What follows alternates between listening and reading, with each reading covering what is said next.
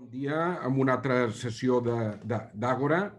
I abans de tot us vull demanar excuses de part de l'alcaldessa perquè ha tingut aquest matí un tema d'agenda i no podrà fer la presentació de l'acte d'Àgora. I, per tant, jo, com a president de Creacció i primer tinent d'alcalde de l'Ajuntament de Vic, presentaré el convidat de luxe, que és el senyor Carles Grau, que el tenim avui aquí i que li agraïm que ens hagi vingut a Àgora a fer aquesta conferència, les tecnologies del futur, noves tendències i serveis. I, per tant, jo crec que és un convidat de luxe amb una gran trajectòria empresarial. Però abans de presentar-lo, a mi m'agradaria que el conseller delegat, el senyor Joan Torró, de Creacció, ens digués una paraula, perquè jo que fa molts anys que el coneixo, i el coneixo de fa molts anys, ja el món, quan moltes vegades el món tecnològic el vèiem una mica de costat fa 10-15 anys enrere, ell ja en parlava. I, per tant, sí que li vull demanar amb el senyor Joan Torró que faci una intervenció d'uns minuts, ja que també té una gran relació amb el senyor Carles Grau. Per tant, endavant, Joan. Molt bé, gràcies, president, gràcies, doctor Imany. I estic totalment d'acord que avui tenim l'oportunitat de tenir un conferenciant de luxe. Vull dir, amb el Carles fa molts anys que ens coneixem, hem viscut paral·lelament, no hem compartit cap institució, no hem treballat junts en cap institució conjuntament, però constantment al llarg de tota la vida ens hem anat trobant permanentment. Jo recordo que fa prop d'uns 100 anys ell va posar en marxa un centre d'innovació a Manresa, conjuntament amb la Politècnica, i en aquest centre d'innovació ja es començava a predicar el que ara en diem el món de la digitalització. Per tant, el Carles és un avançat del món digital, quan ningú enraonava de la revolució digital, la revolució tecnològica, la revolució informàtica, ell ja no tan sols predicava, sinó que l'executava i ja enllaçava totes les universitats que teníem d'implicar-nos en innovació, etc. Després, en tots els àmbits que ha estat, doncs ara ho comentar el doctor Imany, doncs aquest tema de l'aposta per la innovació tecnològica en un sentit ample terme ha estat permanentment en tota la seva vida. També vull dir que compartim amb el Carles aficions, per exemple, a l'afició nàutica. I l'anècdota que explico és que aquest estiu ens vam trobar en un port i ens vam saludar i va dir: escolta, Carles, tindries de venir un dia a Osona, i no va tardar ni un minut a dir-me que encantat, que com volguéssim, que li el truqués per concretar-ho. Per tant, Carles, jo no tinc més que d'agrair-te la teva disposició i no vull abusar de la meva paraula, sinó simplement manifestar l'interès que tinc per la conferència que ara faràs properament. Molt agraït i té la paraula el doctor Imany novament. Gràcies, moltes gràcies, conseller delegat, senyor Torró. Bé, la presentació la faré ràpida, però abans m'agrada a vegades el perfil, abans de parlar del currículum, el perfil de la persona. Jo no coneixo un Carles Grau personalment, però aquests dies he intentat buscar informació sobre ell, gent que el coneix, gent que el coneix de forma bastant directa. Jo diria, jo em faig un resum, que estem davant d'una persona que té una personalitat entusiasta, optimista, emprenedor. És un home que teixeix de seguida complicitats, i avui dia amb el món d'empresa, amb el món de la tecnologia, és molt important. És un home que aposta per la col·laboració públic-privat, que és un tema molt important, i que té una gran trajectòria empresarial d'empreses de tecnologia. És un home que mira en futur, que ara que amb la pandèmia, amb el Covid, ens hem trobat que de cop i volta hi ha hagut una gran immersió amb el tema de la tecnologia digital i que tots ens estem omplint la boca. Jo, per exemple, des de la Diputació, com a president de l'àrea d'innovació, estem imposant el tema de digitalització dels ajuntaments, el tema del teletreball. Per tant, ell és un home que ja fa anys que ho diu, això, i per tant també ens recorda en Joan Torró, que fa molts anys també m'ho diu, i jo ja ho vaig viure amb ell al Departament de Justícia quan treballàvem junts. I, per tant, és un home que té una gran trajectòria. Ja va començar a San Antonio, Texas, amb una empresa important. Va veure el que era també a San Francisco, Silicon Valley. Ha estat a les grans urbes, ecosistemes de la tecnologia. Ell és enginyer industrial per la Universitat Politècnica de Barcelona i va fer el programa directiu de IESE i compta amb una gran trajectòria professional en l'àmbit de les tecnologies de la comunicació i de la informació i sobretot el desenvolupament del negoci digital. Jo no diré totes les empreses que ha estat perquè ens allargaríem molt, però després d'ocupar diversos càrrecs amb empreses del sector TIC, com Hewlett Packard, Accenture, Microsystems, Telefònica, es va unir a Microsoft com a director general a Catalunya. Posteriorment, va centrar la seva activitat en el camp de la innovació, on ha liderat projectes com BIL, un projecte d'identitat digital on va treballar molt amb el Col·legi de Metges, on jo com a metge hi estic molt vinculat i tenen un gran record i és una persona que estimen molt i el recorden amb una gran vàlua. I també ha treballat a Step On Ventures, fons de capital risc que inverteix en companyies tecnològiques. També ha exercit com a mentor d'emprenedors a través de Barcelona Activa i el programa d'acceleració de startups impulsat per la col·laboració del Mobile. En aquests moments és el CEO de Mobile World Capital Barcelona, gran aconteixement de gran importància en l'àmbit de les telecomunicacions i jo diria que acabaria amb unes paraules, amb una entrevista que li va fer Antoni Rodríguez, periodista, que diu, en Carles Grau, diu Europa té una gran oportunitat de ser referent amb l'humanisme tecnològic i Barcelona és la capital. I una altra de les seves declaracions en aquesta entrevista és que avui en dia el talent està en la xarxa. Jo, sense més preàmbuls, li demanaria al senyor Carles Grau, que li agraeixo un altre cop que estigui aquí, que tenim moltes ganes de sentir-lo, d'aprendre de la seva visió magistral que ens donarà avui. Endavant, Carles. Doncs moltíssimes gràcies, doctor Imany, i moltíssimes gràcies, Joan, per l'oportunitat. En un moment, com dèieu, que la tecnologia en els darrers mesos s'ha posat al centre de les nostres vides i la digitalització. I, primer, admiració per tot el que esteu fent a l'ecosistema Vic, tant la universitat com els emprenedors, les empreses que estan impulsant projectes de molta visibilitat i d'impacte. I, respecte al que deies, Joan, sí que és veritat. Ara recordo quan vam muntar aquell centre d'innovació en productivitat pensant en el món de la PIME, que ens vam inventar alguna cosa com el Dia Nacional del Treball a casa per promoure, i això, jo no sé quina data tindria que ser, fa igual 16 o 20 anys, per promoure canvis d'hàbits tant amb la direcció de les empreses com amb els empleats de veure la possibilitat del treball flexible, que treballessin des de casa. I vam aconseguir que tot l'estat espanyol, amb el Dia Nacional del Treball a casa, teletreballessin, no sé si eren 250.000 persones i ens va semblar que era la bomba. Si amb aquella perspectiva ens imaginéssim l'últim que hem vist en aquest any, no ens ho creuríem. Però primer a tots gràcies. Jo procuraré ser breu per compartir sobretot una certa informació sobre tendències que estem veient, sobre noves oportunitats que estan generant aquestes noves tecnologies i sobretot jo crec que la part més enriquidora serà la part del debat. Entenc que a través del xat o a través de preguntes posteriors podem d'alguna manera interactuar i que probablement sigui la part més rica i més participativa. Respecte a la Fundació Mobile World Capital, la Fundació Mobile World Capital és una figura, jo li dic, molt polièdrica. És un cas d'èxit del món de la col·laboració públic-privada. Ara se'n parla molt de la importància del que és la col·laboració públic-privada, però la veritat és que no és senzill trobar fórmules de col·laboració. Aquesta fundació és una fundació realment que s'ha convertit en un referent de bona pràctica de col·laboració públic-privada. Té bàsicament tres estructures. Una estructura principal pública, participada per les tres administracions, Administració General de l'Estat, Administració de la Generalitat de Catalunya i de l'Ajuntament de Barcelona, un pes, diguéssim, dels patrons públics, conjuntament amb Fira de Barcelona. Té un pes també internacional, que ho porta el GSMA, que és l'entitat que organitza el Mobile World Congress, i després té un pes privat amb el que estan els principals operadors de telecomunicacions al nostre país, Telefònica, Vodafone i Orange, i gradualment s'han anat incorporant més companyies privades com del sector financer, com és el cas de CaixaBank, i del sector de gran consum, com és el cas de DAM. I ara estem obrint el patronat a més companyies per tenir un reequilibri públic-privat.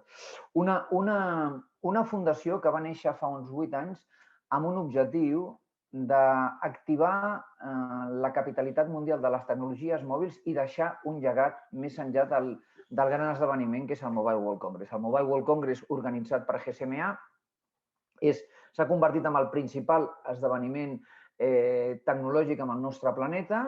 El tenim també als Estats Units, a Los Angeles, el tenim també a Shanghai, a Àsia, però curiosament, per diferents causes, alguns diuen que pot ser la batalla comercial Xina-Estats Units, altres diuen que és el gran creixement que han tingut d'aquestes tecnologies els darrers anys. Des que va venir a Barcelona fa 13 anys ha crescut d'una manera exponencial.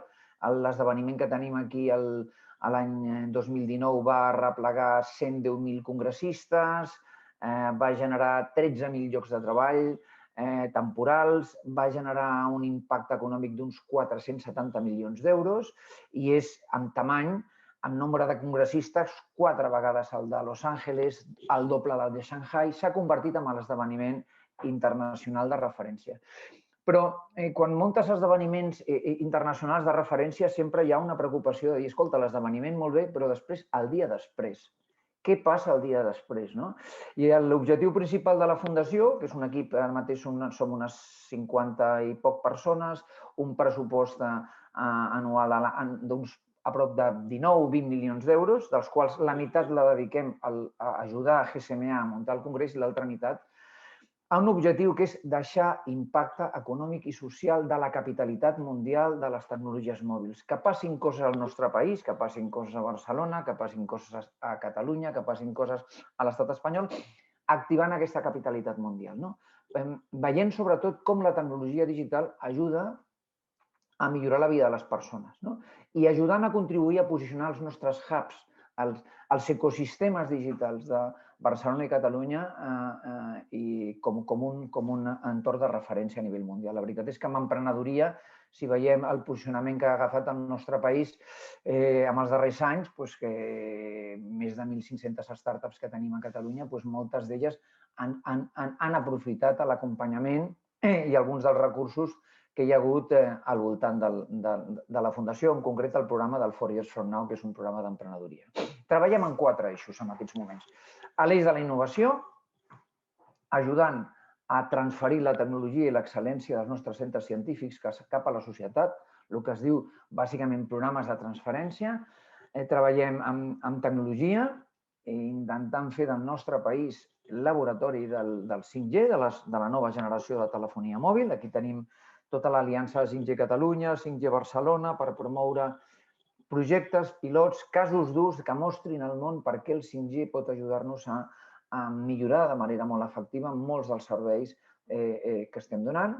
I aquí ens juguem molt, perquè el tema del 5G no és només un tema només tecnològic, hi ha una oportunitat econòmica enorme. La Unió Europea preveu en els propers 5 anys la generació de l'ordre de 2.300.000 nous llocs de treball a Europa gràcies a l'impacte del 5G i la generació de més de 113.000 milions d'euros d'activitat incremental sobre el PIB europeu, amb la qual cosa no és un tema només tecnològic, sinó és un tema que canviarà moltes coses de la cadena de valor de les nostres empreses. El tercer eix amb el que treballem és el talent. Probablement és l'actiu més important. En aquests moments es parla cada vegada més de l'economia dels intangibles, de la importància de les dades, de la importància de les patents, de la importància de les marques. Probablement l'actiu de més pes amb les organitzacions és el talent. Hem viscut, inclús amb el pitjor moment de la pandèmia, aquest 2020, una situació en què la demanda que hi ha del talent digital ha crescut de manera exponencial. Grans companyies que s'estan digitalitzant, emprenedors, el propi teixit d'empreses tecnològiques demanden talent. A Catalunya hem tingut en aquests moments més de 15.000 nous llocs de treball generats el 2020 amb el sector digital, que no solament són programadors, estem parlant d'analistes de dades, experts en màrqueting digital, experts en experiència d'usuari, etc. Molts tipus de posicions i tenim a vegades dificultats de cobrir més de la meitat d'aquestes posicions, quan tenim sectors de la nostra economia en una situació d'activitat i d'atur preocupant.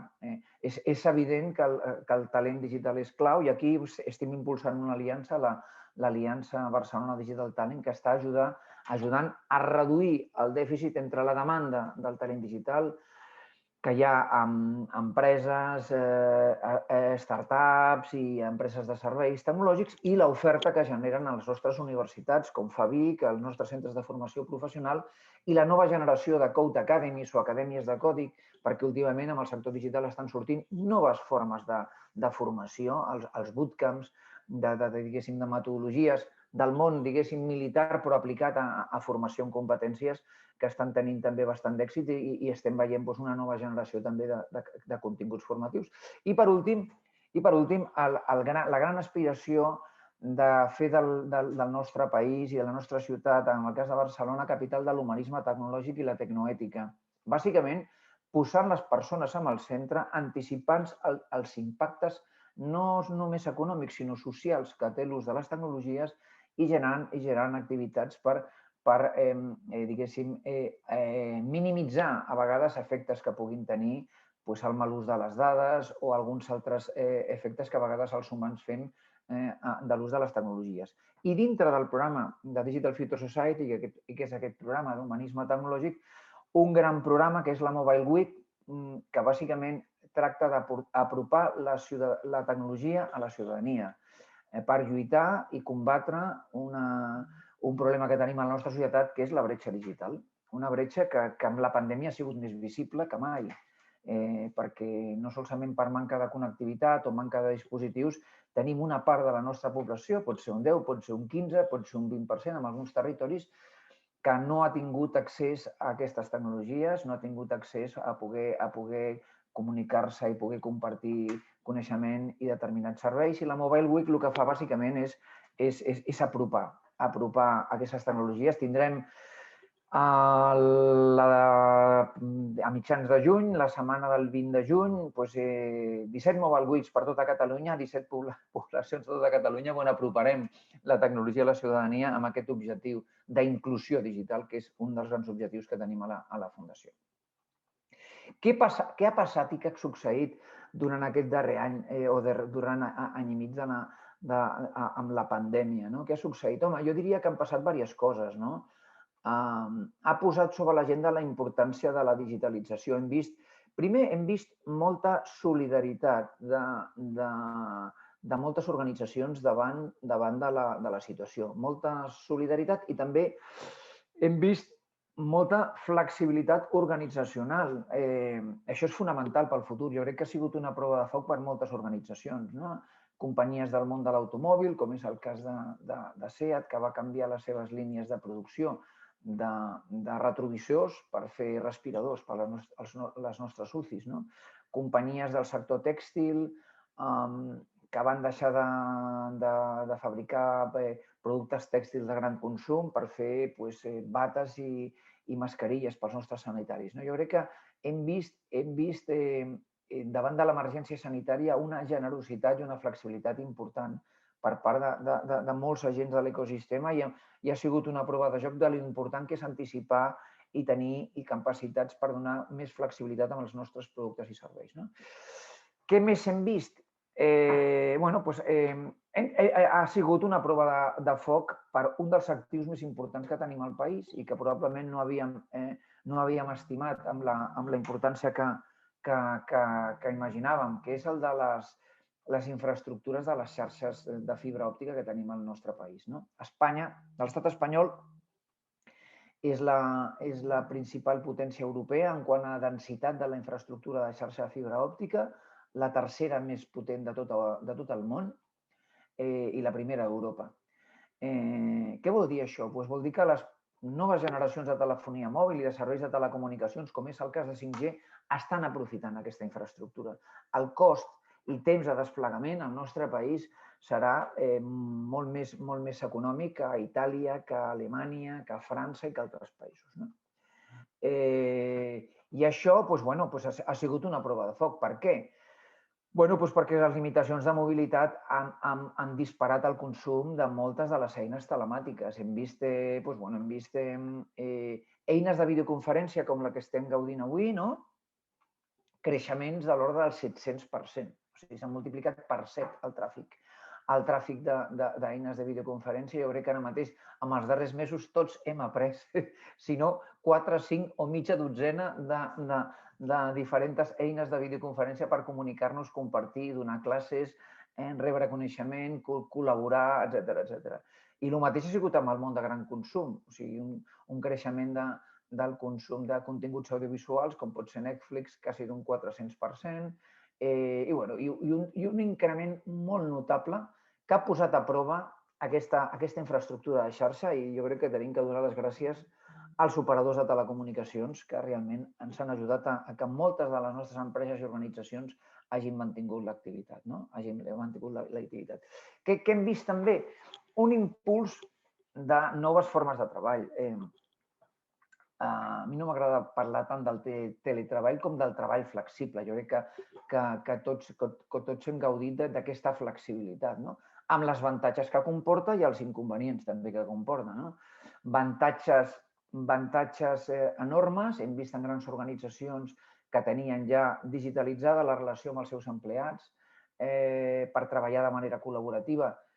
Increments de productivitat de l'ordre del 25%, molt notables. Increments de productivitat molt notables. L'estalvi que hem tingut de temps de desplaçament, l'estalvi que hem tingut per reducció d'emissió de gasos, molt d'aquests estalvis l'hem reinvertit en millora d'activitat en molts dels projectes. També s'ha vist clarament la importància de la transformació digital. Al nostre país, el darrer any, s'ha doblat el tràfic de comerç electrònic i s'ha incrementat un 40% el tíquet mig de comerç electrònic. Què vol dir això? Doncs que totes les empreses que ja estaven a la xarxa, totes les empreses que tenien ja canals electrònics per relacionar-se amb els seus clients, d'alguna manera han vist un creixement molt notable d'aquests canals i del seu negoci a través d'aquestes àrees i d'aquestes línies. I aquelles que no tenien aquest esforç fet de digitalització i de la relació amb els seus clients, també han passat moments més de dificultats perquè han tingut un nivell d'operació lògicament reduït per les limitacions de mobilitat. També nous models de lideratge, perquè el fet del teletreball o el treball flexible, com deia abans, m'agrada més parlar de treball flexible, ha posat sobre la taula un model de confiança amb l'organització que ha fet que ha posat sobre la taula guanyadors i perdedors, aquells projectes amb una estructura amb lideratge, que treballaven en xarxa, que tenien sobretot propòsit i que la vinculació dels professionals i dels empleats, la vinculació emocional amb el projecte era alta, hem vist que han funcionat molt bé, a pesar de les limitacions de mobilitat. I aquells projectes que tenien altres models de lideratge, probablement no amb tant de propòsit, no amb tanta vinculació emocional amb els empleats, la veritat, han tingut situacions de productivitat impactades per la situació de limitacions de mobilitat. Igual que hem vist avantatges, i parlava abans del teletreball, també hem vist inconvenients. Inconvenients per què? Inconvenients perquè ens hem donat compte que no tots els nostres empleats tenen la seva llar preparada per teletreball. No sé si ho heu viscut, les batalles a moltes llars, a veure qui treballava al despatxet, qui treballava a la cuina, avui toca aquí, avui toca allà, i sobretot si hi havia diversos membres de la família, alguns teletreballadors i alguns teleestudiants, amb la qual cosa les wifis a casa les hem posat a prova, i hem vist també que aquelles famílies que no tenien igual uns espais adients per aquest model de treball flexible o que tenien fills petits o persones dependents, lògicament han tingut més dificultats a l'hora de combinar aquestes capacitats de treball flexible. De fet, un dels productes de comerç electrònic que més èxit ha tingut amb el darrer any ha sigut mobiliari d'oficina, però no per oficina, sinó mobiliari d'oficina, cadires en condicions, taules en condicions, que s'han enviat a moltes llars del nostre país. És curiós, però ha sigut així. També hem vist l'increment de tràfic amb la xarxa, també l'increment dels riscos de seguretat i de la ciberseguretat, la suplantació d'identitat i l'activitat que hi ha hagut elevadíssima, que ha posat sobre la taula l'important que ens formem tots amb tècniques bàsiques de seguretat per evitar i minimitzar els riscos de suplantacions d'identitat o de transaccions fraudulentes. Hem vist, com abans deia, l'important que és lluitar contra la bretxa digital, que és clara, i que d'alguna manera, de cara al futur de la nostra societat, el que puguem tenir educació de qualitat en xarxa, que puguem tenir serveis sanitaris en xarxa, la teleassistència, portar a l'hospital, portar el metge a casa. L'important, tots aquests serveis de futur passaran per digitalització i tenim que combatre aquesta bretxa perquè no deixem ningú enrere de cara al futur. I també s'ha posat sobre la taula la importància de les dades. Un altre intangible. Ara mateix el futur de moltes companyies dependrà d'aquests intangibles i com gestionem les dades per donar millors serveis als nostres clients.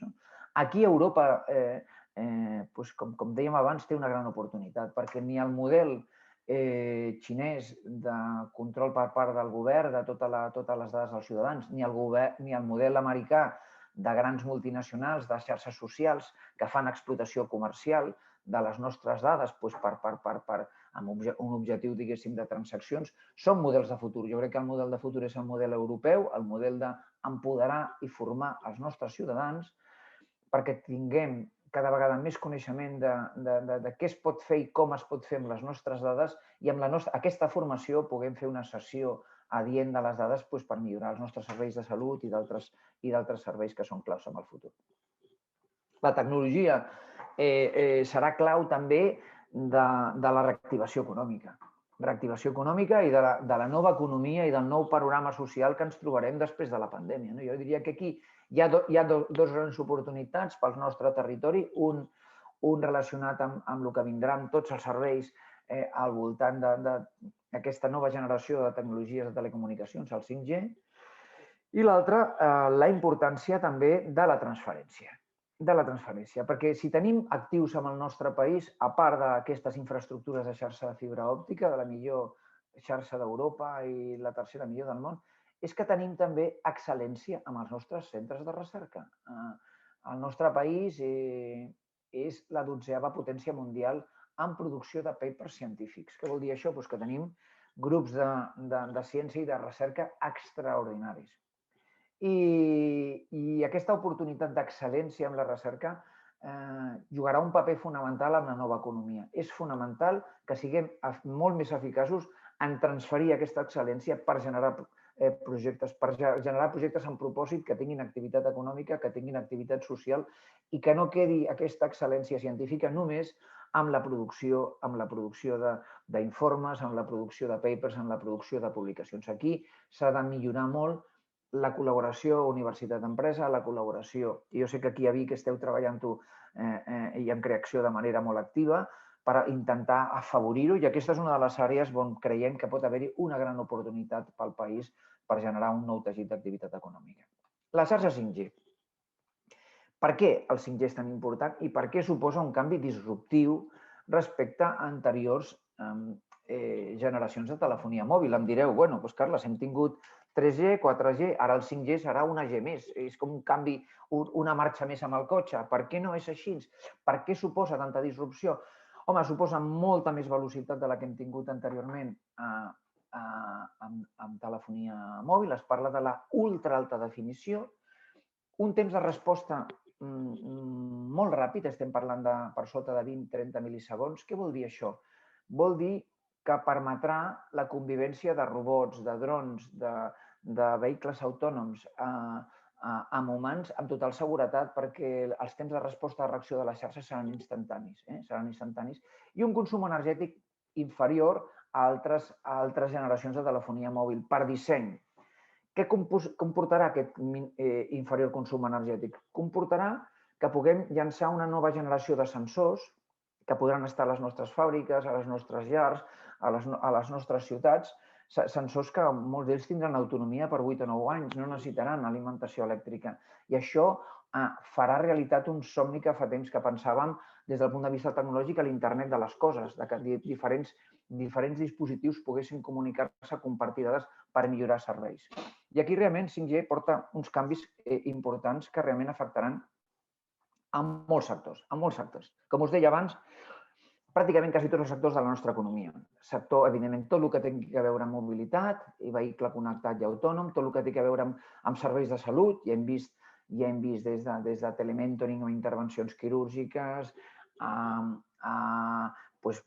molts temes des del punt de vista d'ambulàncies connectades, formació, utilització en el món de la salut de manera massiva, la tecnologia com està ajudant, transport, energia, ciutats.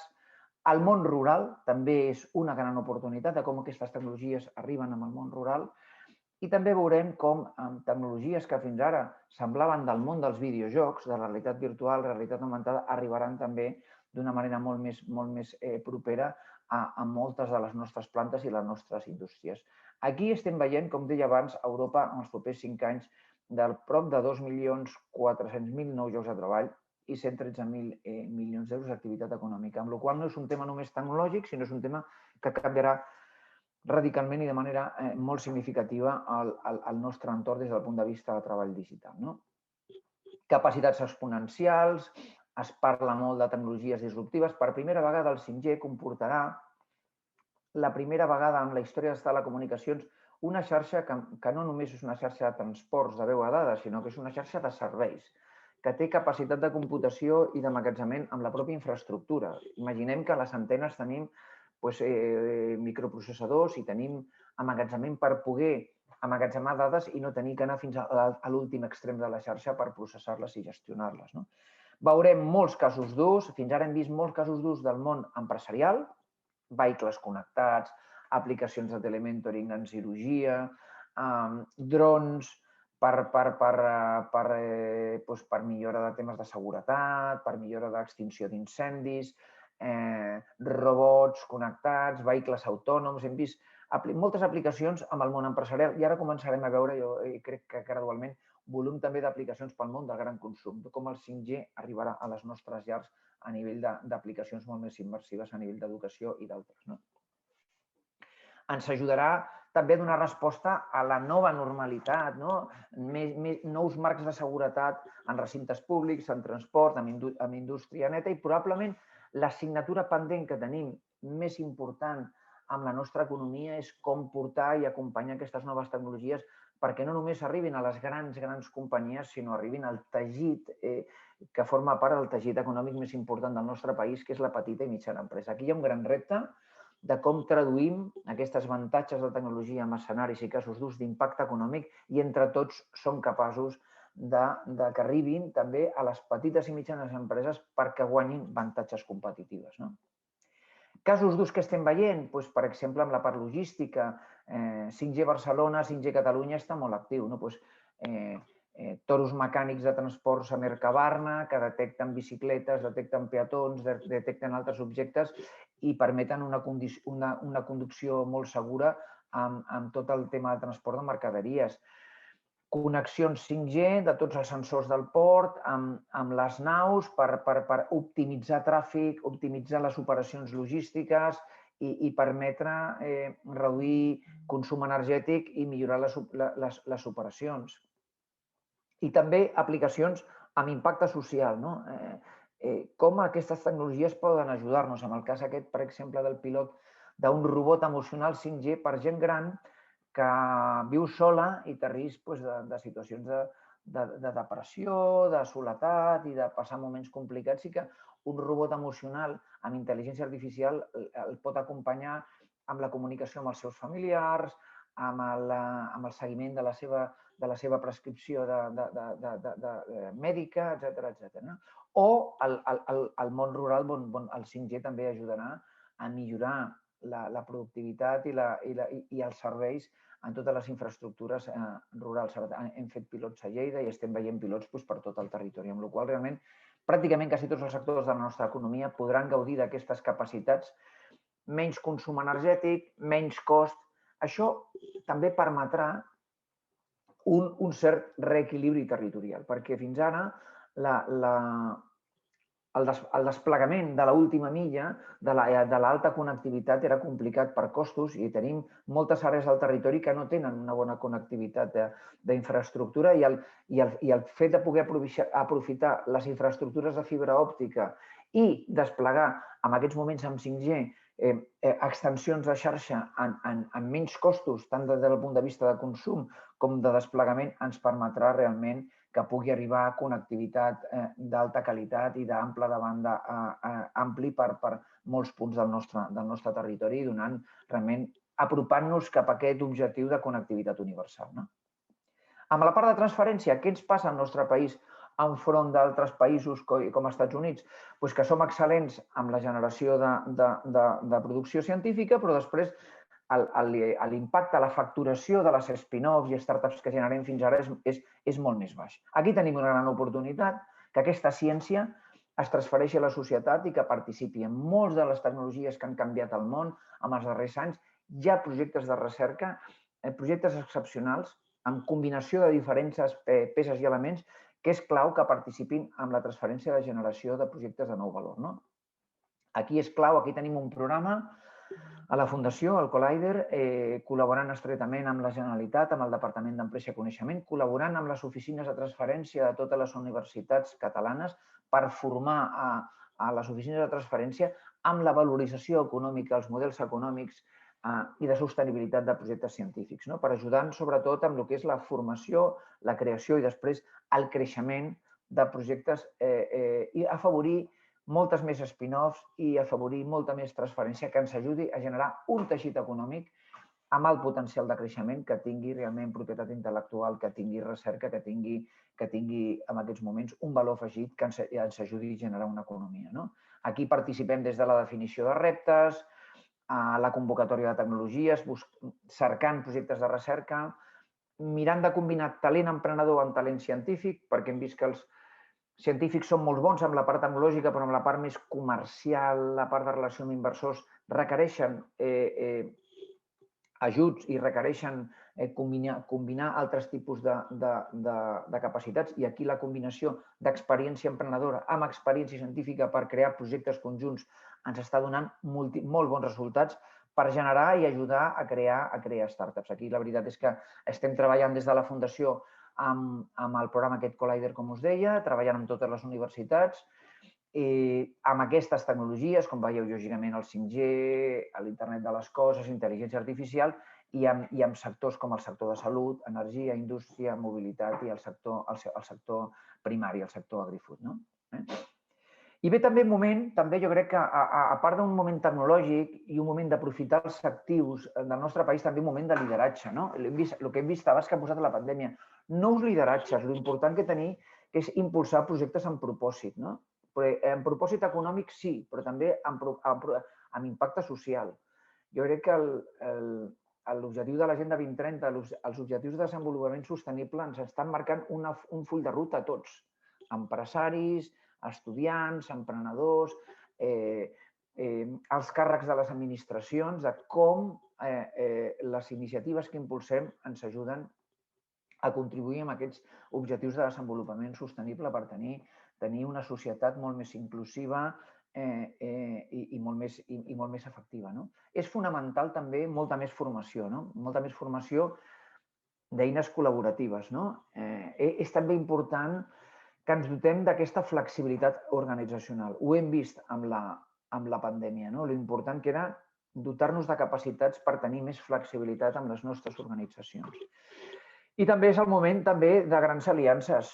Jo crec que estem visquent una època que l'etapa dels superherois tenim que deixar-la de banda. És moment d'unir recursos entre tots, de grans aliances públic-privades, d'unir administració, universitat, ecosistema emprenedor, grans empreses tractores, petites i mitjanes empreses i generar ecosistemes. Jo crec que ara mateix és un moment d'impulsar grans aliances i nosaltres el que estem fent des de la Fundació, tant amb el projecte aquest de l'humanisme tecnològic, Digital Future Society, posant la persona al centre, com amb l'aliança de 5G Barcelona, 5G Catalunya o l'aliança Barcelona Digital Talent, és això, és unir recursos de molts agents, públics i privats, per impulsar projectes de gran impacte i transcendència. També impulsar la nova forma de treball. Es parla molt d'aquestes organitzacions redàrquiques, de treball en xarxa. Ja no només busquem equips d'alt rendiment amb la nostra organització, sinó tenim que aprendre a col·laborar, a comunicar, a gestionar projectes amb xarxa, amb estructures redàrquiques amb la que tindrem recursos propis, tindrem emprenedors, centres tecnològics, centres científics que col·laboren amb nosaltres. I sobretot pensar en el més important de les nostres organitzacions, que és desenvolupar, retindre i atreure el millor talent. I pensar en aquests moments en la gran oportunitat que suposa el reskilling, de com formem els nostres professionals en competències digitals, perquè serà una de les necessitats més claus que tindrem amb les nostres empreses i amb les nostres organitzacions, tant siguin públiques com privades, en els propers anys. I jo crec que el més interessant serà el debat i les preguntes. Només vull acabar amb aquesta imatge dels 17 objectius de desenvolupament sostenible, que crec que té que ser les llums de mitja distància i a llarga distància amb les que tenim que apuntar tots. Com aquesta tecnologia, com aquestes noves formes de treball, com aquest impacte que ha tingut la pandèmia ens està generant una oportunitat a Europa i una oportunitat a Catalunya perquè impulsem un nou teixit de projectes i impulsem una nova societat, aprofitem aquesta digitalització, aprofitem aquesta sostenibilitat i aprofitem probablement també els fons que tindrem en els propers mesos per fer un país millor per tots. I per part meva, Joan, si no ho veieu oportú, quasi deixaria de compartir pantalla. I el doctor Arimany... Moltes gràcies, Carles. En primer lloc, felicitar-te per l'excel·lent exposició que ens has fet. I crec que ja comencen a haver-hi moltes preguntes. Per tant, anem de cara al gra i començo a fer una selecció de totes les preguntes i a vegades n'hi ha algunes que es dupliquen i, per tant, les intento ajuntar. Primera, Tina ens pregunta com creus que s'han de posicionar els petits proveïdors locals de tecnologia i serveis a la indústria per alinear-se amb aquestes tendències? Carles, endavant. Bueno, jo crec que el fonamental, sobretot, és formar-se amb la identificació dels casos d'ús. Aquestes tecnologies, quina tipologia de casos d'ús estan generant? Ara mateix, per exemple, amb el món de la indústria és el que estàvem veient abans, una formació de més qualitat, inclús en manteniment de plantes industrials estem veient casos d'ús de tota mena. Per exemple, veiem que amb les nostres fàbriques, les nostres indústries, serà molt difícil que tinguem especialistes en totes les tecnologies. Tecnologia mecànica, tecnologia electrònica, tecnologia de software, etc. Quina és la tendència que està afavorint per en aquests moments el 5G? Que puguem tenir tècnics de manteniment més generalistes i que en comunicació amb els especialistes dels proveïdors a través de realitat virtual i realitat augmentada puguin fer intervencions en temps rècord per evitar que tinguem temps de parada en algunes de les plantes de les nostres àrees. Què estem veient també del 5G a través de la realitat virtual i realitat augmentada? Pràctiques de laboratoris, entorns de formació molt més immersius, molt més d'impacte. Què més està afavorint? Home, temes de mobilitat segura, el que dèiem abans, la convivència de robots, drons, vehicles connectats, vehicles autònoms. Jo crec que el que tenim que veure amb tots els petits proveïdors locals, primer, són dues coses. Primer, l'oportunitat de treballar en col·laboració amb la resta d'agents, amb aquesta connectivitat universal, que la xarxa arribi a llocs que fins ara no ha sigut possible pels propis costos que tenien anteriors generacions, i després l'explotació de casos d'ús, l'impuls de casos d'ús i donar formació en aquests casos d'ús. Aquí, per exemple, veureu tant en 5G Barcelona com 5G Catalunya com a l'Observatori Nacional 5G, molts informes i molts casos d'ús per indústria, per sector. Exploreu aquelles aplicacions per sector i jo crec que a partir d'aquí tots els proveïdors locals podran jugar un paper importantíssim en aprofitar aquests casos d'ús i ajudar a les empreses del territori a guanyar competitivitat i eficiència. Moltes gràcies, Carles. El senyor Marc Musons, que és el gerent de la Universitat de Vic, diu que el tsunami digital impulsat per la necessitat arrel de la pandèmia Covid i potenciant la tecnologia actual i futura 5G pot suposar la destrucció de molts llocs de treball de sectors més analògics i tradicionals.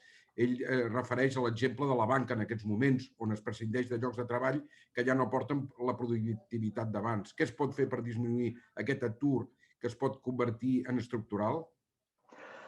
Bueno, què està passant? A veure, està passant una cosa, que és que hi ha una combinació de tecnologies que estan generant canvis amb la nostra societat. El 5G amb l'alta connectivitat, la intel·ligència artificial, per una altra banda, no?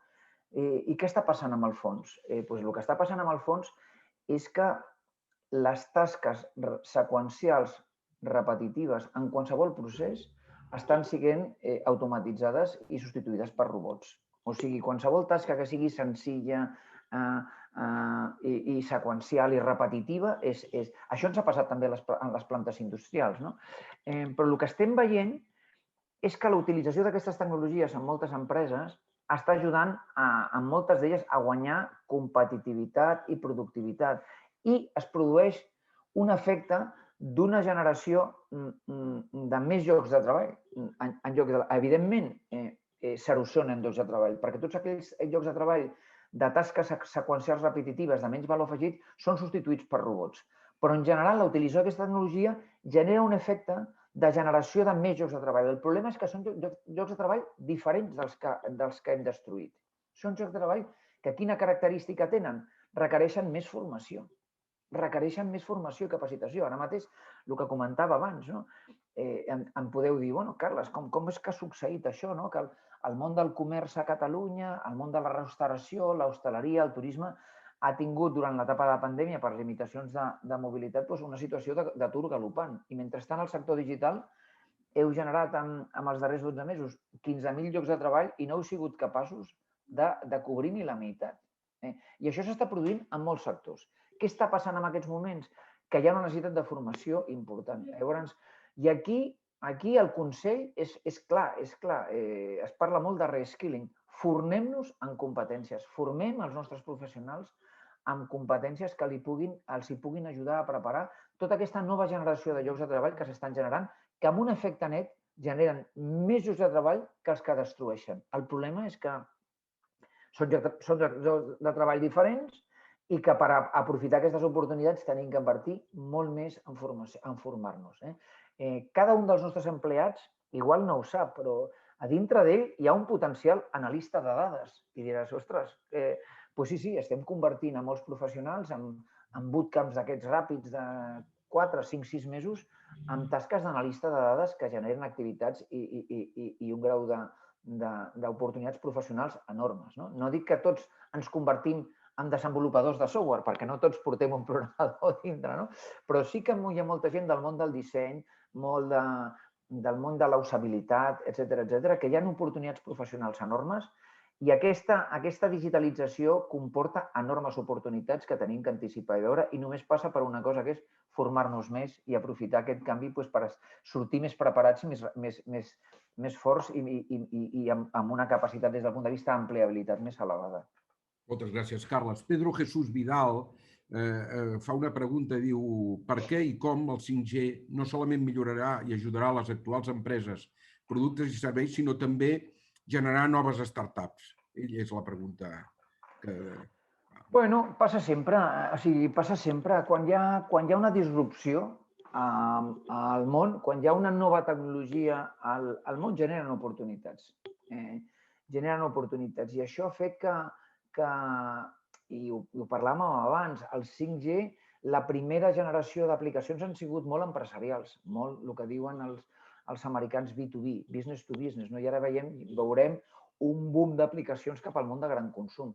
Això requerirà moltes aplicacions, perquè hi ha molts ciutadans que diuen no, està genial això del 5G, que, escolta, tindrem vehicles autònoms, tindrem vehicles connectats, no hi haurà accidents de tràfic, els vehicles parlaran amb els semàfors, parlaran amb la resta de vehicles, això serà meravellós, tindrem menys consum i unificarem les xarxes de les nostres fàbriques.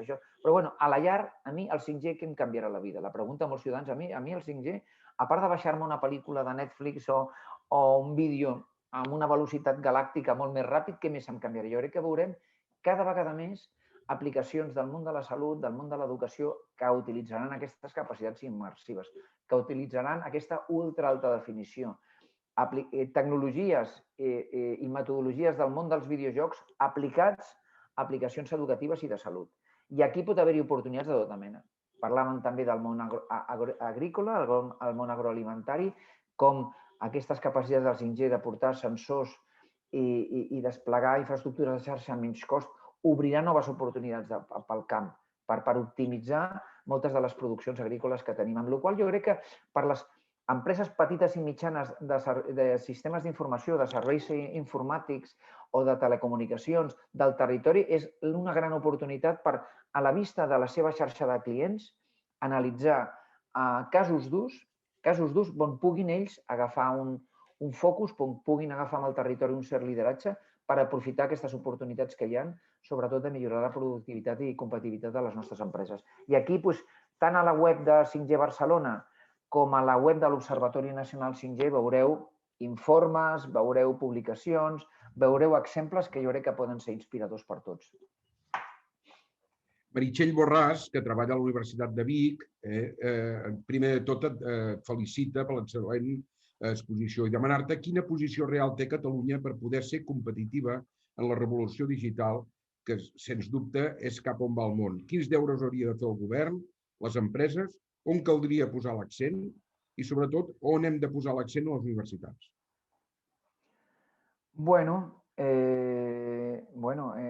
A veure, Catalunya té una posició extraordinària.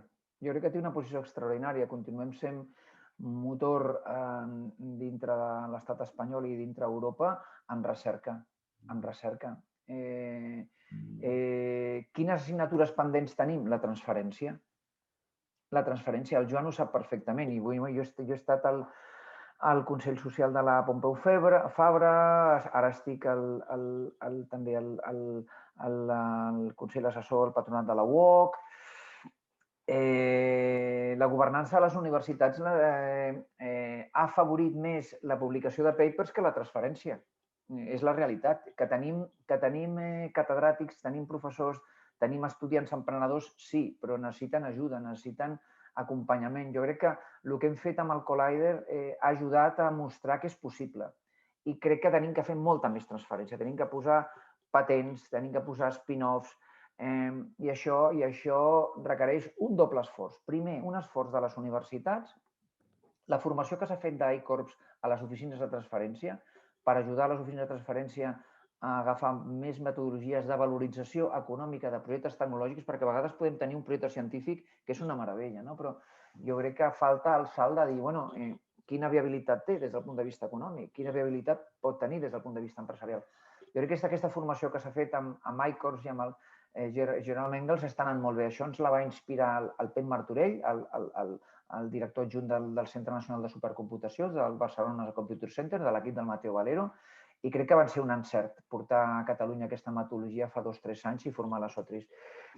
Assignatures a les universitats. Primer, posar el tema de la transferència a l'agenda. Prioritat. Mesurar el número de patents, mesurar el número de spin-offs, ajudar, premiar i reconèixer els professors, els alumnes, els estudiants els estudiants de final de projecte, de doctorat, a col·laborar amb aquests projectes. Segon, paper important també de les empreses tractores del territori. Aquí la col·laboració universitat-empresa o centre de recerca-empresa passa també perquè les grans empreses tractores col·laborin de manera activa, posin reptes, impulsin projectes. Nosaltres amb el Collider tenim com 60 corporacions, però jo crec que el model és replicable a qualsevol territori. Complicitats de les empreses grans i mitjanes perquè vegin la universitat com una font de coneixement i una font d'innovació. No perdin la por a aquesta col·laboració i siguin més actius amb aquesta col·laboració universitat-empresa. I jo crec que Catalunya té una situació excepcional. Tenim en aquests moments al país 1.500 startups, tenim una ciutat com Barcelona, que és la 4ª ciutat europea més atractiva pel talent internacional. Hem creat, gràcies a la Fundació Mobile World Capital i al Congrés i al 4 Years From Now, una connexió amb els grans hubs internacionals que no tenen altres ciutats d'Europa, connectat amb inversors d'Estats Units, de Silicon Valley, de tot el món. De fet, Barcelona i Catalunya en aquests moments, el 60% de les ampliacions de capital amb l'ecosistema emprenedor les tenim al nostre territori. casos d'èxit com Privalia, com Glovo, com Saitel, com Wallapop, unicornis, companyies com el cas de Privalia, que van generar en 4 anys 300 milions d'euros d'activitat econòmica i 1.000 llocs de treball. Això ha passat a aquest país i tenim ja uns quants casos d'èxit, amb la qual cosa tenim un ecosistema emprenedor potent, connectat amb inversors internacionals, que és referent a Europa, 4ª ciutat europea més atractiva per venir a treballar. Un gran ecosistema científic, també el tenim.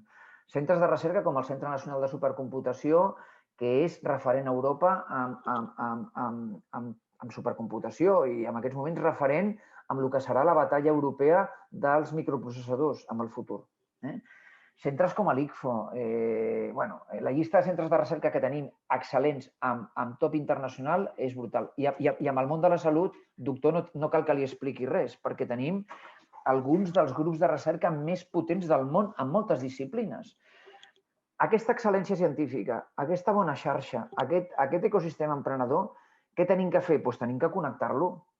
Més implicació de les grans empreses tractores amb el territori. Més implicacions de les universitats amb transferència. I les administracions, què tenen que fer o què tenim que fer? Moltes vegades les administracions el que tenim que fer és afavorir que passi i no molestar. A vegades diuen als empresaris, sisplau, ajudeu a que passi, no? Afavorir aquesta col·laboració, impulsar més aquesta col·laboració, impulsar el corporate venturing, la col·laboració de les grans empreses amb les startups i amb els centres de recerca, afavorir aquesta col·laboració de la triple hèlix perquè és el que ens farà un impacte exponencial amb la creació de valor. Jo crec que tenim actius per poder fer-ho i tenim que potenciar més aquestes grans aliances. L'aliança de talent digital, l'aliança del 5G, l'aliança del Collider de centres de recerca i universitats, potenciar més aquestes aliances i contribuir entre tots a posar-les. I reconèixer més. Jo diria que canviar la governança de les universitats és molt difícil, probablement no ho farem, però que els equips directius de les universitats, i el Joan és un gran exponent, ho posin a l'agenda com una prioritat i ho mesurem, i ho impulsem, i ho premiem, i ho afavorim. I al final també afavorim la mutació i migració, perquè als grans hubs internacionals una cosa que s'està produint és que l'èxit no és només que vingui capital o que tinguem només excel·lència científica, sinó que es produeixi mutació. Què vol dir mutació? Doncs que el científic, després d'uns anys de fer projectes de ciència, passa a formar part d'un emprenedor. Aquest emprenedor finalment creix i el compra una corporació i el científic torna a la universitat a fer recerca. Això està passant a Silicon Valley. Molts dels èxits de grans projectes és el científic que passa a ser emprenedor, a l'emprenedor que passa a ser empleat d'una gran corporació i després torna.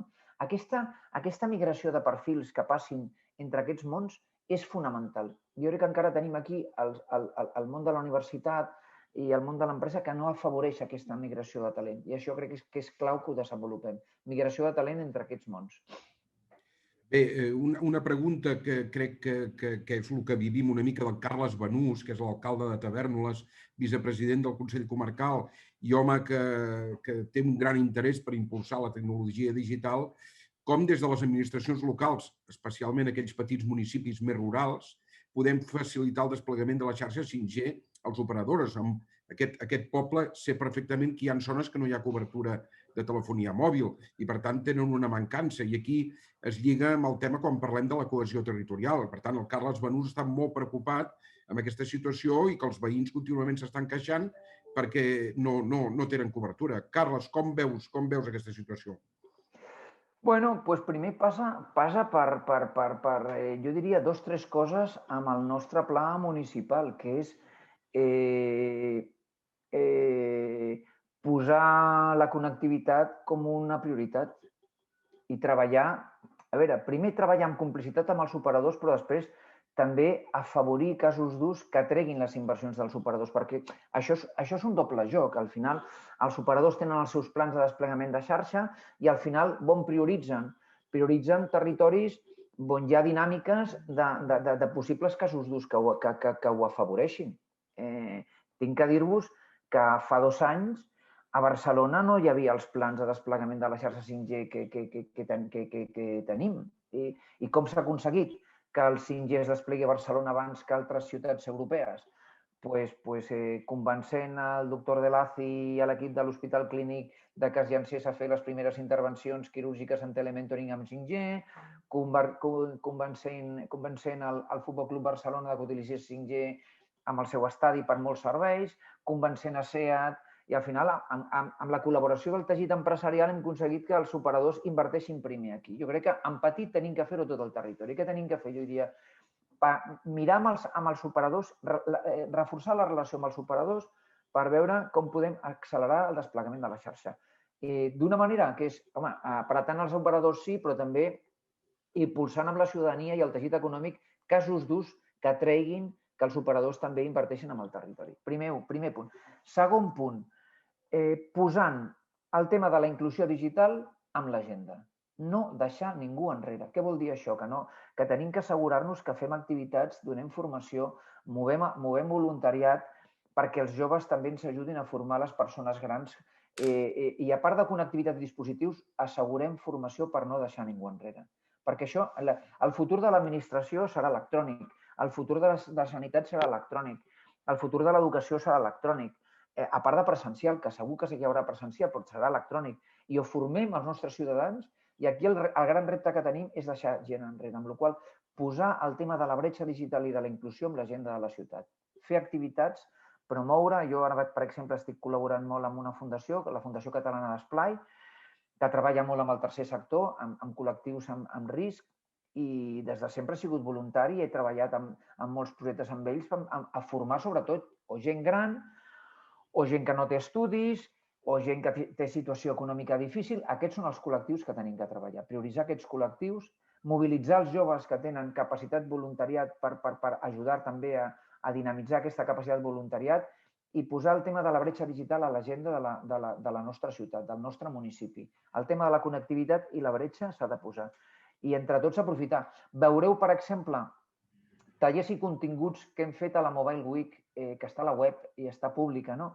Tallers de 5 minuts, 7 minuts sobre com minimitzar els riscos de seguretat, com evitar el tema de les notícies falses, com, si un vol ser autònom i vol ser emprenedor, com puc fer les meves gestions, les meves factures, la meva declaració d'IVA en xarxa, com puc animar-me a emprendre, aprofitant les noves tecnologies. Tota aquesta formació la veureu en petites càpsules a la web de la Mobile Week i jo crec que entre tots tenim que ajudar a fer activitats al nostre territori perquè lluitem amb no deixar ningú enrere amb el tema de la transformació digital i pactant amb els operadors el desplegament de les xarxes i mobilitzant el territori perquè també s'impulsin casos d'ús. Aquesta setmana, per exemple, venim de la Vall d'en Bas, que hem fet una experiència amb el Departament de Polítiques Digitals de la Generalitat d'una situació important de teletreball, movent treballadors del sector digital cap a la Vall d'en Bas durant diverses setmanes,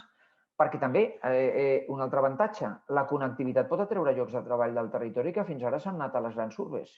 I aquí també tenim que veure l'oportunitat recíproca. Ara mateix tenim teletreballadors de tota Europa que estan mirant a Catalunya com a oportunitat de viure. Una qualitat de vida excepcional, un bon servei de salut pública, una bona educació pública, un nivell de seguretat, una climatologia, una qualitat de vida en vida d'Europa. Podem aprofitar la connectivitat com a eina per atreure teletreballadors de tota Europa.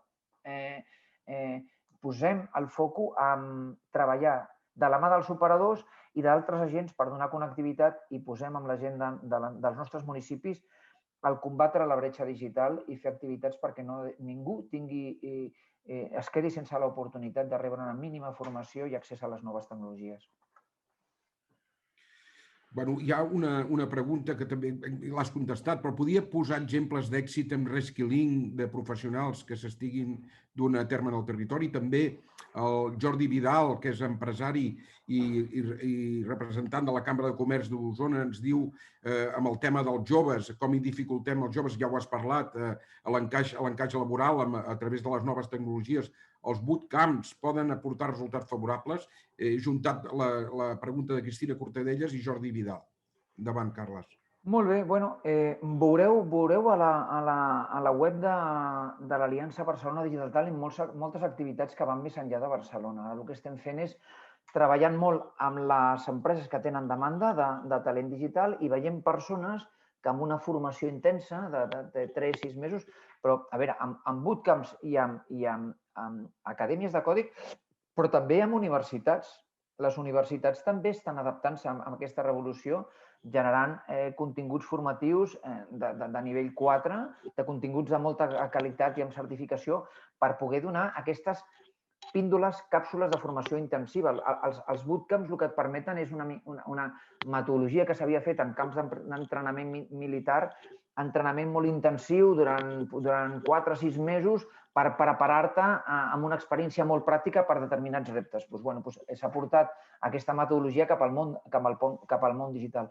A l'Aliança de Barcelona Digital Talent i a la web de Barcelona Digital Talent veureu moltes activitats, molts cursos, molts tallers que estan treballant en aquesta línia. I ara estem treballant molt estretament amb el Servei d'Ocupació de Catalunya, amb el SOC, perquè es faci una utilització molt efectiva dels fons de formació ocupacional que tenim. La veritat és que hi ha fons i vindran més fons amb els fons europeus que, com sabeu, vindran sobretot en temes de formació en competències digitals i en temes de sostenibilitat i minimitzar els efectes del canvi climàtic, amb la qual amb els dos entorns, amb la part de reskilling, formar gent d'altres sectors cap al sector digital i amb la part d'insertar joves amb dificultats al món laboral, és clau utilitzar aquestes càpsules de formació, aquestes oportunitats que hi ha, aquests bootcamps, tant acadèmies de còdic com, insisteixo, també a universitats que estan adaptant-se per aquesta oportunitat, perquè la universitat no pot quedar enrere d'aquesta revolució. I és fonamental.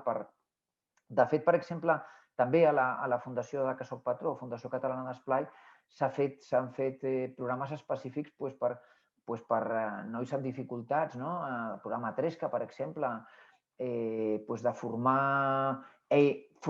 i ajudar a la inserció laboral de joves que estaven amb dificultats, i amb resultats de formació per una banda i d'inserció dintre del món de l'empresa molt efectives. És una línia que tenim que treballar. No podem tenir una de les lacres que tenim a la societat és l'altíssim índex d'atur juvenil. I això és un tema que entre tots tenim que combatre. Aquest talent tenim que ajudar-lo a que participi d'una manera més activa a les nostres empreses. I si part de la tasca passa per formació en competències digitals, aprofitem aquestes capacitats que té tant l'Aliança Digital Talent com el tema del Servei de Formació Ocupacional del SOC, que està ajudant-nos amb això, perquè es faci una utilització més efectiva dels fons de formació ocupacional i puguem tenir joves que ens ajudin amb impacte a millorar la competitivitat de les nostres empreses. Moltes gràcies, Carles. Estic rebent moltes felicitacions al ponent per una exposició molt clara, impecable, amb una gràfica modèlica. Vull dir, contínuament a les persones que ens estan escoltant. Una pregunta de Ramon Reig ens diu que des de la universitat coneixem el potencial d'aquestes tecnologies. Ens preocupa com atraiem noves vocacions cap al sector, sobretot vocacions femenines. Hi ha diversos programes als que participen com MSCalls, però a costa de veure el canvi. Quines claus creieu que poden impulsar aquest canvi?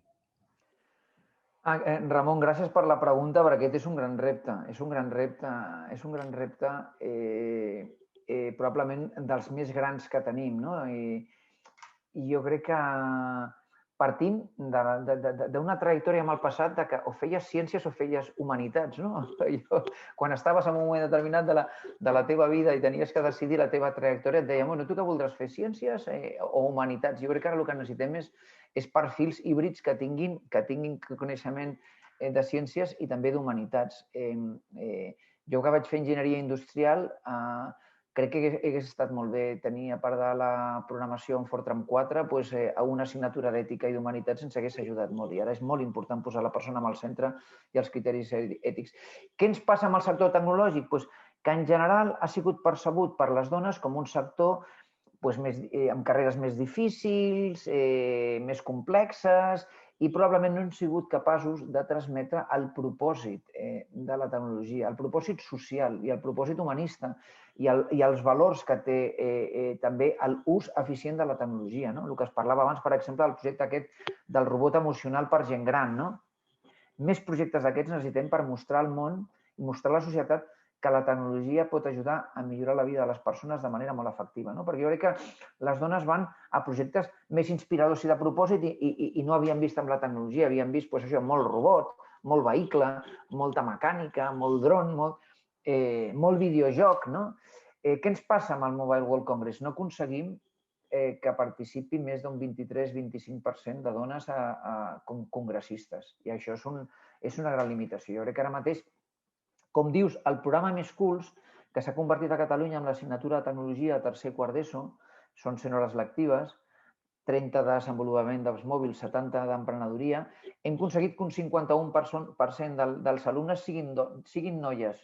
I això està molt bé, perquè jo crec que ja portem 5 anys amb Més Cools i encara és d'hora. Però jo estic convençut que en els propers 3-4 anys veurem com surten moltes més noies que veuen propòsit amb la tecnologia i que veuen que la tecnologia té sentit, que pot tenir impacte amb la millora de vida de les persones, amb la salut, que pot millorar l'atenció, que pot millorar l'educació.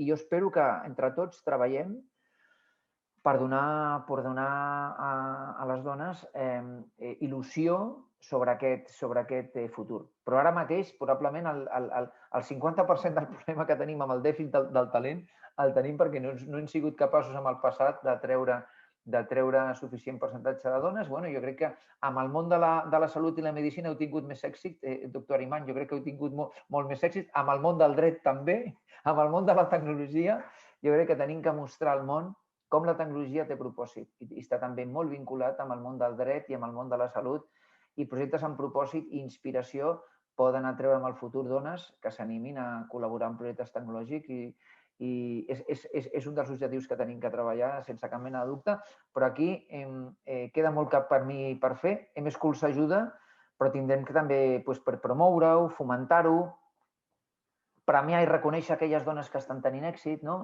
i que han agafat el repte i l'aposta, i que siguin model i que s'hi referent perquè també animin altres dones en el futur. El programa de Més Cools ajuda, el programa de Women for Tech. Tenim aquí a Catalunya la Teresa Gemà, la directora del GSMA, que ens ajuda molt i ella és una gran líder en temes d'inclusió i cada vegada més també amb l'ecosistema emprenedor tenim també un col·lectiu de dones empresàries i inversores cada vegada més actiu. O sigui, jo crec que l'Helena Torres, l'Anna Gené, tenim cada vegada la Mireia Garcia, hi ha moltíssimes. Jo crec que necessitem més exemples de dones inspiradores amb gran lideratge, amb projectes amb propòsit, que puguin ser referents perquè moltes de les nostres filles s'animin a veure amb el món de la tecnologia una carrera i una oportunitat professional i de vida amb propòsit també d'impacte social. Gràcies, Carles. En Joan Torrons demana el tema de la digitalització i la invasió a la privacitat. Vull dir, què pensa en Carles Grau sobre com influeix el potencial de la digitalització i la invasió en el camp privat? El tema de la privacitat és un tema també clau, no? Jo crec que el model europeu és el model de futur. Tenim que anar més enllà. I crec que teníem a la Marina Geli també entre els participants i ella crec que sap de ben a prop també la feina que està fent ara mateix el nostre amic en Joan Guanyavents amb el projecte Salus, la cooperativa ciutadana de dades de salut, que jo crec que veurà la llum aquest estiu. Jo crec molt amb aquest projecte Salus. Crec que el futur passa per un empoderament i una formació ciutadana en per què i com s'utilitzaran les nostres dades. I Salus, bàsicament, el que permet és una sessió voluntària de dades de salut per part dels ciutadans per millorar projectes de recerca i de ciència en el món de la salut. Jo crec que per aquí passa el futur. Jo crec que, com deia abans, ara mateix ens trobem que el futur de les nostres organitzacions passa per els intangibles. Fins ara hem tingut sempre els actius comptables, les màquines, els edificis. El futur de les nostres empreses passarà per l'economia dels intangibles, les patents, les marques, el talent, les dades. I aquí, amb el tema de les dades, toquem un tema molt sensible amb el que jo crec que el model europeu serà un model de referència. Protegir la privacitat, sí, però empoderar i formar els ciutadans per poder compartir amb tercers dades que ens ajudin a millorar i a rebre millors serveis. Jo crec que aquesta serà la clau. Aquesta serà la clau. I el model de referència a Europa crec que serà un model de referència internacional, perquè ni el model d'ús abusiu amb finalitats comercials de les dades privades de les grans xarxes socials americanes que utilitzem tots massivament, ni el model japonès de control de les dades per part de la pròpia administració, amb sistemes inclús de reconeixement facial, i que després discrimina amb algoritmes si tens accés a la universitat o accés a prestacions d'atur, etc. Jo crec que són els models de futur. Jo crec que el futur passa per empoderar el ciutadà. Protegir les nostres dades sí, protegir la privacitat sí, però també deixar-nos la llibertat, empoderar-nos i formar-nos perquè amb la cessió de les nostres dades els proveïdors de serveis públics i privats puguin millorar la nostra prestació. Jo estic convençut que molts de nosaltres, molts dels que esteu avui amb mi amb aquesta taula rodona, estareu encantats de compartir amb tercers les vostres dades de salut si això, amb un viatge que tingueu fora, pot repercutir de manera directa amb que si teniu un incident us atenguin d'una manera molt més efectiva, molt més eficaç i ràpida i que us puguin ajudar, en algun cas extrem, inclús a salvar vides. Jo crec que estarem tots d'acord. Jo no tindré cap problema de compartir quan em vaig a viatjar als Estats Units o a Alemanya o on sigui, la meva història clínica o part de les meves dades de salut. De fet, porto ja aquí amb la meva salut online les darreres vacunacions, la primera del Covid de l'AstraZeneca i de la grip, ho porto en xarxa, ostres, ja està l'app, ja està la meva salut, doncs escolta, si me'n vaig de viatge, que la gent pugui en un moment determinat consultar-ho i amb informació l'actuació que es pot prendre davant de qualsevol accident o tal pot ser molt més efectiva. Jo crec que empoderar el ciutadà és clau, és clau. I això jo crec que ens ajudarà. Bé que tindrem Mobile Week a Vic, per lo que veig també amb alguna de les preguntes, no sé si la Bet... Sí, Bet Piella, regidora de l'Ajuntament, també et felicita i hi haurà Mobile Week el pròxim mes de juny i estan preparant un programa molt ambiciós juntament a la Universitat de les Empreses TIC Osona. Doncs molt bé. Poseu focus en el tema de la inclusió digital, mobilitzeu els joves de la universitat, tots els voluntaris, la gent que vulgui, la gent del tercer sector i tal, per veure si arribem a que no quedi ningú fora i que tothom pugui tenir l'oportunitat de rebre algun taller, alguna formació per apropar la tecnologia a la ciutadania i felicitats a Bet i a tot l'equip de l'Ajuntament que ho farà possible conjuntament amb la feina que pugui fer el nostre equip des de la Fundació i l'equip de polítiques digitals de la Generalitat que està ajudant molt a que això passi. O sigui que tindrem Mobile Week a Vic el mes que ve i és una alegria. Sí, i les poblacions, et diré les poblacions que no és Vic sol, és Centelles, és Rupit, és Pruit, i a part de Vic, per tant, tenim de parlar de tots els pobles que estan amb la Mobile Week. Perfecte. Una altra pregunta. També et vull dir que des del sector d'empresa també feliciten per la teva esplèndida explicació. Agraïts per brindar-nos l'oportunitat de seguir-ho. Joan Martínez. Ja fem les últimes preguntes. Ens falten 5 minuts. Sempre acabem molt puntuals. El tema de les fake news i la xarxa. També això ens ho demana en Joan Torró. Jo també t'ho demano. Això, el control d'aquesta situació, no? Perquè és un descontrol a vegades i que fa molt mal a moltes persones, no? Les fake news. Sí. L'ús malintencionat de notícies d'aquestes amb impacte. Aquest és un dels grans reptes també de la digitalització. I aquí cada vegada estan sortint plataformes, iniciatives amb criteris ètics, amb criteris de qualitat que ens poden ajudar. Però també tornem a lo d'abans. I és també un de les píndoles de la Mobile Week. Formem-nos per previndre, perquè al final amb més formació tindrem més criteris. Jo crec que també passa per una formació de tots en quant a criteris de qualitat i de veracitat de la informació. Aquí és fonamental. Al final, jo sempre dic el mateix, la tecnologia és agnòstica. És el bon ús o dolent ús que fem els humans de la tecnologia la que genera efectes positius o negatius. Llavors, què tenim que intentar? evitar els mals usos que a vegades fem els humans de la tecnologia, no?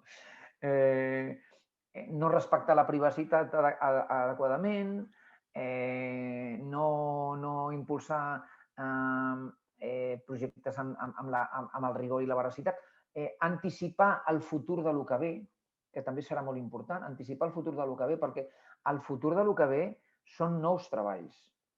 Hem tingut tots en la nostra vida l'aspiració de tenir un treball fixe o un treball temporal o un treball per projecte o un treball com a autònom. Ara la digitalització està afavorint un boom de treball de plataformes digitals, que no són treballs només de riders. La gent quan pensa en plataformes digitals pensa en els riders de Glovo o els drivers de Cabify i Uber. No. Penseu en enginyers, penseu en advocats, penseu en dissenyadors, penseu en traductors, penseu en periodistes. Noves formes que vindran, nous treballs que vindran de plataforma. Noves formes de treball que tenim que protegir. Protegir els treballadors que tinguin dret a un subsidi, a una jubilació, a una protecció com tenen altres treballs, i aquí generar un nou marc. Llavors, les tecnologies porten canvis i jo crec que tenim que anticipar els impactes socials que porten aquests canvis i posar la persona al centre i treballar per reduir aquests riscos. Com la tecnologia ens ajuda a minimitzar els efectes del canvi climàtic, com la tecnologia ens ajuda a minimitzar els impactes de l'emergència sanitària, com el tema del futur del treball, el tema de l'ètica, amb els algoritmes d'intel·ligència artificial i l'important que és la governança de dades, però alhora també a l'empoderament i formació ciutadana. Jo crec que passa per criteris ètics i sobretot per molta formació als nostres ciutadans.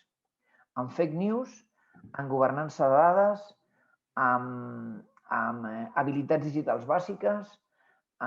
Jo crec que la Mobile Week és una gran oportunitat perquè ens formem i a part dels 3-4 dies que fem activitat, jo crec que és una cosa que tindríem que promoure tot l'any perquè no se'n quedi ningú enrere, però evidentment, com diu el Joan, el tema dels fake news és un dels reptes que tenim que combatre i minimitzar en plataformes de més rigor i sobretot amb més formació. Molt bé, gràcies, Carles. Sàpigues que la setmana dintre de 15 dies comencem la prova pilot del 5G a totes les comarques centrals, que serà important perquè hi ha zones que estan desitjant de tenir aquesta nova tecnologia, per tant estem en aquesta línia. I jo crec que no hi ha cap més pregunta, crec que ha estat molt interessant, deixa'm mirar que no hagi sortit una d'últim moment, però Carles, t'agraeixo molt la teva participació, felicito per la ponència, per una exposició molt clara i impecable i moltes gràcies i gràcies a tot per la vostra assistència.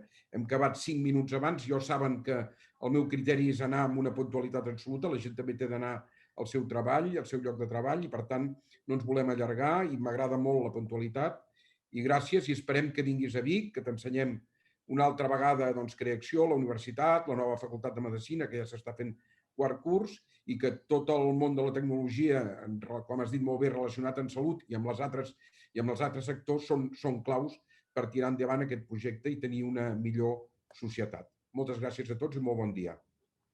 Moltes gràcies a vosaltres, Josep, Joan i a tot l'equip de Creacció. Gràcies, Carles, per la teva intervenció, que ha estat magnífica. Ens veiem, Gràcies. Ens veiem a Vic. Cuida't molt. Igualment.